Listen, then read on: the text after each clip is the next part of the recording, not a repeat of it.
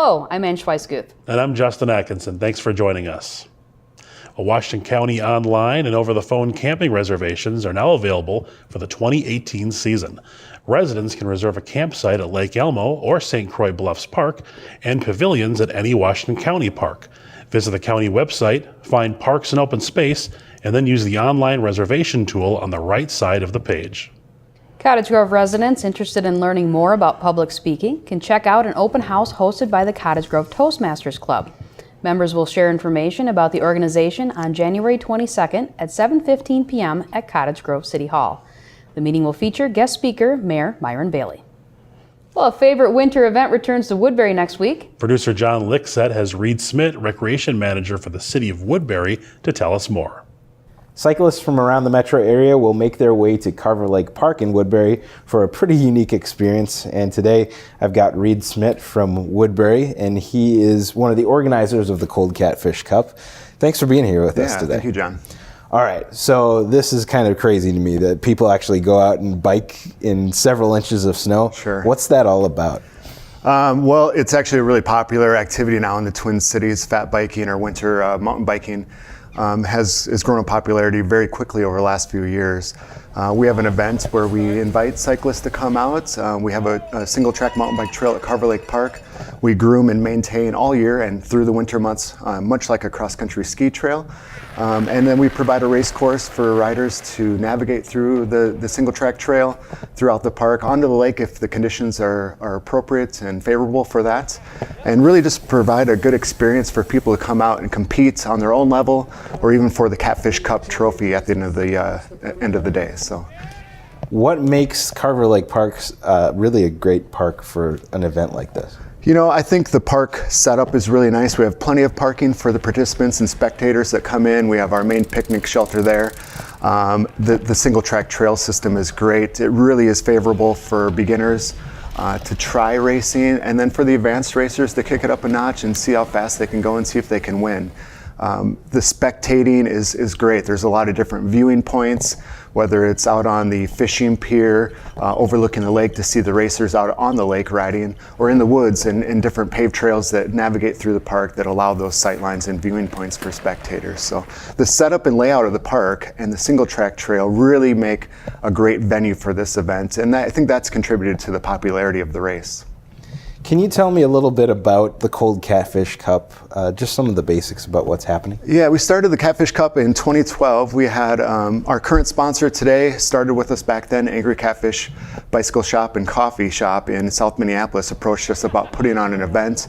It's the only race that we do at Carver Lake on the off-road cycling trail, and it happens in January every year. Since we started in 2012, we had about 30 riders back then, and it's slowly grown to our highest participation in 2016 with 213 racers. Last year, unfortunately, we had to cancel because of weather conditions. It was just too warm, and we don't want to cause damage to the trail or to the park, so we canceled the race. But every year we add new elements, try to keep it entertaining and exciting for the racers and spectators. It's a family-friendly event. We like to have people come out and watch and join in on the fun, even if they're not racing. And it's really just providing a good experience for everybody, and that's kind of the goal. All the proceeds from the race go back into the trail with maintenance, so it is kind of a fundraiser for the trail. It is a City of Woodbury event, so we approach it that way and just utilize those funds to make sure that we're maintaining the park and the trail. What can we see that'll be different this year versus previous years of the Cup? Sure. We added a new race category, and I think that's one of the bigger changes. It's a marathon category, so we actually have several racers signed up for that already. It's a 4-hour race, so they start together at a start line, and in 4 hours, the winner will be the person that completes the most laps. So over 4 hours, you might see 20 laps from a rider, one of the faster riders. So as of this morning, I think we had about 35 racers registered for the marathon category. Reed, thanks for sitting down with us. I hope the weather turns out really nicely for you. Yeah, thanks, John. Appreciate it. Ann and Justin, back to you. Thanks, John. Well, you don't have to be a biker to get involved in the event on January 20th. All right, spectators are welcome at the event, as well as food trucks are going to be on site too. That's right. And there's also going to be an award presentation at 3 p.m. Sounds like great fun. Absolutely. Well, police agencies around the state are reminding residents to move over or slow down when they see emergency vehicles on the side of the road. On December 29th, 2 State Patrol vehicles were struck during traffic stops. Thankfully, both officers are okay. The Ted Foss Move Over law requires that on a road with 2 or more lanes going the same direction, drivers must move over 1 full lane from stopped emergency vehicles that have their flashing lights activated. In situations where this isn't possible, drivers are required to slow down. St. Paul Park's 4th annual Winterfest will be held on January 21st. This family-friendly event will be hosted at the Whitbread Park Warming House. From 1 until 3 p.m., residents can skate, participate in games, enjoy a marshmallow roast, and more. Additionally, the Park and Recreation Commission will collect used ice skates that can be rented at the warming house for free. Residents interested in donating can drop off the skates during warming house hours. Parents of young children in Cottage Grove have a new option for daycare. Rosebud Early Learning Center is part of Rosa Sharon Lutheran Church, and for the past 15 years they've offered a part-time morning child care center, and as of today we're joining them in celebration of making this learning center a full-time and their branded and newly remodeled space, which I had the opportunity to go inside and check out, which is absolutely amazing. It is open Mondays through Fridays from 6:30 a.m. to 6 p.m. They take children as young as 6 weeks and up to 5 years old. They offer breakfast, lunch, and afternoon snacks as part of their tuition.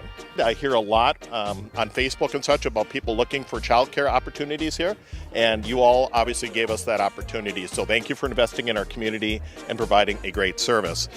We are so excited to be here in this community and to serve the people of this community, to serve their children, and to provide them a loving and caring environment with a faith-based initiative as well.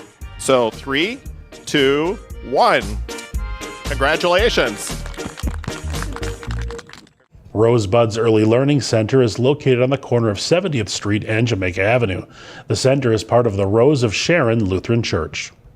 The Cottage Grove Ice Arena is offering adult open hockey on Monday evenings.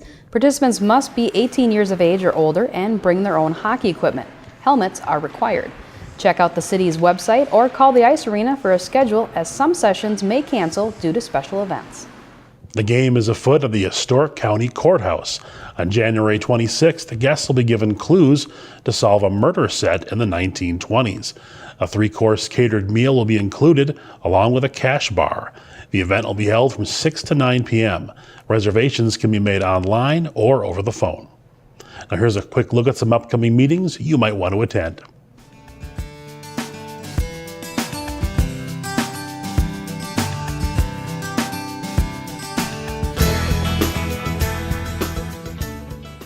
And with that, we wrap up another edition of Weekly Wire. If you missed an episode or would like to watch this one again, go online to swctc.org.